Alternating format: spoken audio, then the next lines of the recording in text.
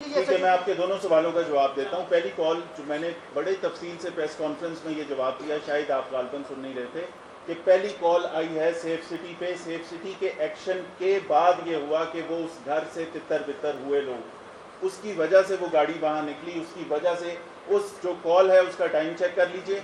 वो जो आपकी 7:58 पे कॉल आई है, 7:58 की कॉल से पहले एएसपी की वहाँ मौजूदगी है, एएसपी का लड़की से रब्ता है, तो ये चैप्टर तो हो जाता है क्लोज के हम लाइव लोकेशंस और वो सबूत आपके सामने रख सकते हैं। क्योंकि वो क्या सर आई थी जिसको पूरी स्टोरी नहीं पता थी, उसने वहाँ से स्टोरी शुरू की। अब आपको ये हमने सबूतों के साथ तमाम चीज़ें सामने रख दी। दूसरी बात ये है कि आपने फरमाया कि मजिस्ट्रेट के घर रेड, मैं बहुत माजरत से आपकी इस बात से डिसएग्री करता हूँ। आपको भी पता होगा कि पुलिस का ड्यूटी मजिस्ट्रेट ज़रूर होता है, जिस तरह पुलिस का एसएचओ 24 घंटे के लिए एसएचओ होता है, जिस तरह पुलिस के सारे अफसरान 24 घंटे ड्यूटी करते हैं, ड्यूटी मजिस्ट्रेट रात के वक्त भी अवेलेबल होता है, ताकि वो कहीं पे इस तरह की कोई सिचुएशन हो, कहीं पे कोई रिलीजियस ऑफेंस हो, कोई ऐसी चीज़ हो, तो हम आम तौर पे उनके साथ हमारा एक रब्ता होता है, वो हम उनसे कांटेक्ट करते रहे। वो कांटेक्ट अनफॉर्चुनेटली नहीं हो सका। ठीक हो गया जी। अब आप ये लाइव लोकेशन देख लीजिए, ये 7:32 पे ये वॉइस कॉल है, 7:54 पे वो लाइव लोकेशन एंड हो रही है। ठीक है, तो इसका मतलब है 7:58 पे होने वाली 15 कॉल जो वहाँ ट्रैफिक एक्सीडेंट की कॉल थी, उसके ऊपर अलहदा रिस्पॉन्स था, लेकिन बाय दैट टाइम लड़कियाँ रिकवर कर चुका था एएसपी डिफेंस। तो ये पहली चीज़ का जवाब। दूसरी बात ये कि हम तसव्वुर नहीं कर सकते कि किसी जज के घर, किसी जुडिशल ऑफिसर के घर रेड करें। आप इसको बात को चेंज कर रहे हैं। हमने उसके घर ज़रूर भेजा एसएचओ कि आप जाके जज साहब से रब्ता करें, टेलीफोन पे नहीं हो रहा, बेल बजाएं, चेक कर लें। वो पता लगा कि वो रिसेंटली कहीं से शिफ्ट हो रहे हैं इधर। ये पूरी बात बताना इसलिए ज़रूरी है, बेयर विद मी।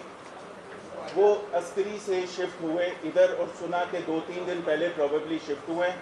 वहाँ पे जब उसने बेल की, नहीं रब्ता हुआ, वहाँ पे दोबारा बेल करता रहा, फ़ोन पे बात करता रहा, नहीं रब्ता हुआ, तो उसने हैंडल गनमैन ने खोला तो वो गेट खुला था। जब अंदर गए तो सामान बिखरा हुआ था, क्योंकि वो न्यूली शिफ्टेड घर था, उसमें वो जज साहब प्रॉबेबली 1-2 दिन पहले शिफ्ट हो रहे थे। उसके दिमाग में कोई चीज़ आई हो सकती है। जैसे ही उसका कदम अंदर आया है, आगे से जज साहब आ गए। और यस, किसी के घर में भी इस तरह अनअनाउंस रात के वक्त कोई शख्स आया होगा तो वो घबराए भी होंगे, या उनकी जो एतराज़ात हैं वो जायज़ हैं, जिसके लिए उसके हम माज़रत खा भी हैं उनसे। लेकिन साथ साथ हमने एसएचओ पे कानूनी कार्रवाई भी की, हमने एसएचओ को सस्पेंड भी किया, ये तमाम चीज़ की। वहाँ पे जो गुफ्तगू हुई थी, वो गुफ्तगू का ट्रांसक्रिप्ट भी आपके पास होगा कि ये चीज़ एसएचओ का ये सवाल था, जज साहब का ये सवाल था, और एसएचओ ने ये बताया कि ये इतना बड़ा मसला है, इसके लिए हमें आपकी ज़रूरत है। तो वो एक अलग चीज़ है। हम अपनी आपकी बात सुन ली है। देखिए, अकॉर्डिंग टू सीआरपीसी सेक्शन जो 441, 2, 3, 4, 8 और जो 453 आपने लगाया है, police man is not permitted to display his gun and forcefully enter in any citizen home. तो आपकी यहाँ पे ये प्रैक्टिस है, आप लीड कर रहे हैं और आप समझते हैं कि शायद लाहौर पुलिस सिर्फ आप है।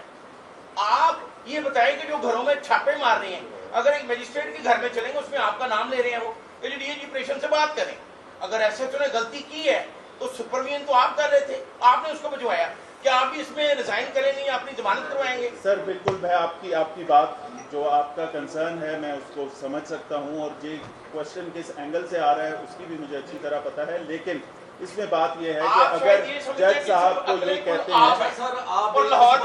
अगर जज साहब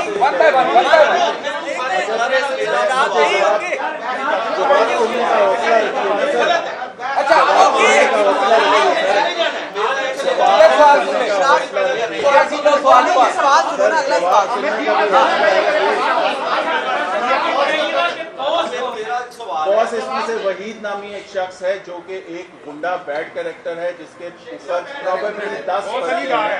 वो उन पर्चों के वजह से एक दफा एक बंदा लीगल सिस्टम से होकर आ चुका है।